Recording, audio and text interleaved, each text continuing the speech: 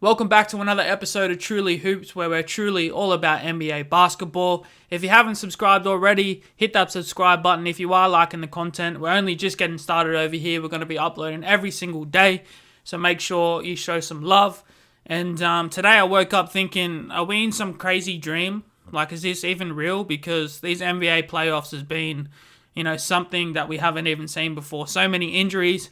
I mean, Atlanta win game one, and you think, shit, maybe the Bucks, have met their match, because Atlanta's just got all these shooters, and they just look unstoppable when they're on fire. And then Trae Young goes down, and we're like, shit, if he doesn't come back, Milwaukee looks like they're just going to, sweep the rest of this playoff and, head into the NBA playoffs, NBA finals, pumped up and fired up to win Giannis' first ever chip. And then Giannis hyperextends his knee. And now I'm thinking, with these shooters, the Hawks, they look like they're going to take him down without Giannis.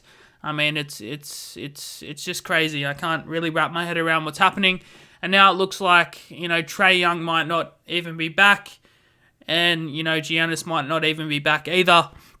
Now, Bucks do take out Game 5. They win it 112 to 123. So what's that? 11 points. They win it by 11 points. And it's going to be really interesting to see, who's going to win the series. It's looking like the Bucks now, and it's just back and forth. We just don't know who's going to win, because Atlanta can very well come out next game and actually absolutely shoot the lights out at their home court. But the Bucks do what they were supposed to do. They defended home court without Giannis, and really, this game was all about Brook Lopez in the paint. He absolutely dominated the paint. He had two massive dunks in the first quarter. And what did he end up with here? Let's have a look. He ended up with 33 points and 7 rebounds, which is, absolutely amazing playoff performance for him.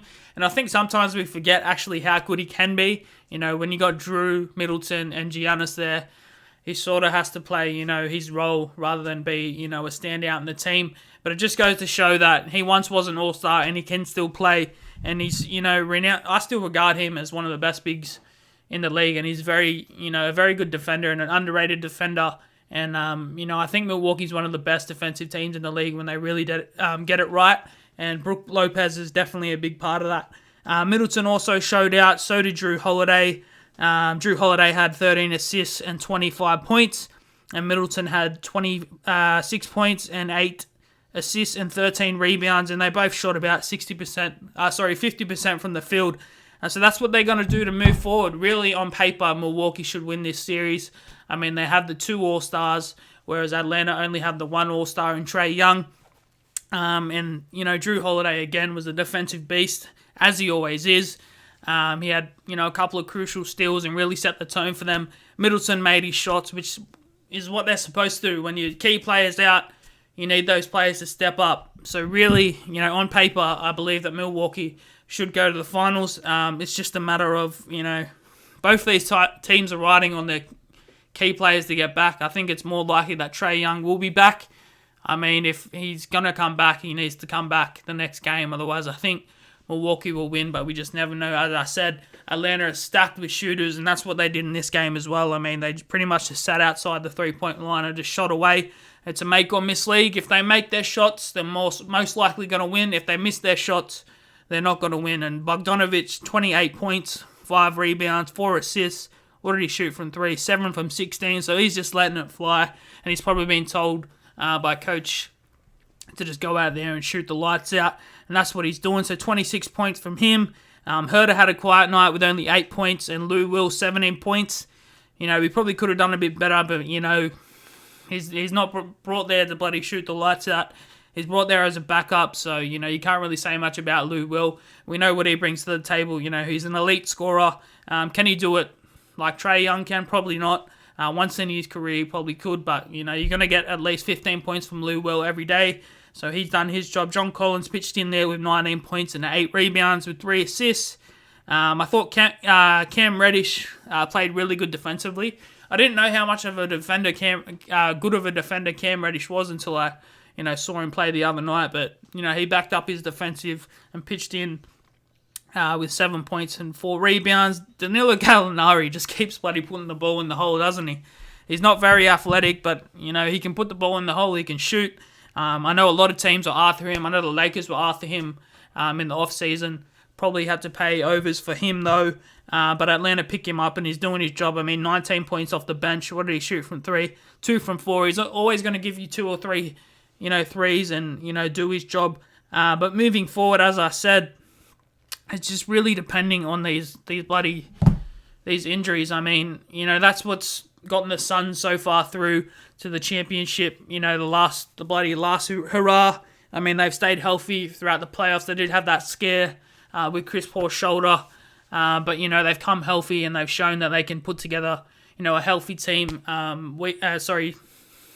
Moving forward in each game, they've been the healthiest team in the playoffs.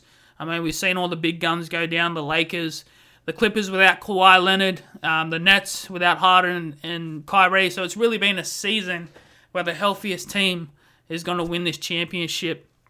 But with Giannis' injury, it's looking more likely that he won't be back for at least this series. And I know Milwaukee fans out there are crossing their fingers that he'll be back, hopefully, if they make it to the next round. But it's going to be very interesting. As I said, Milwaukee should win this series. They have the 2 All-Stars, and right now Atlanta has no All-Stars. So really, they should be bringing it to the table. They defended home court. Moving forward, if Trae Young is not back, I expect Milwaukee to bring it home for their city and, reach their first NBA Finals in a long, long time. Probably since the days of Kareem and Oscar Robinson. But we'll see, because I can't count Atlanta out, because as I said, we've counted them out all playoff run, and they've come back and shown us why, they should be there in a sense. And with these shooters, you just can't count them out, as I keep harping on.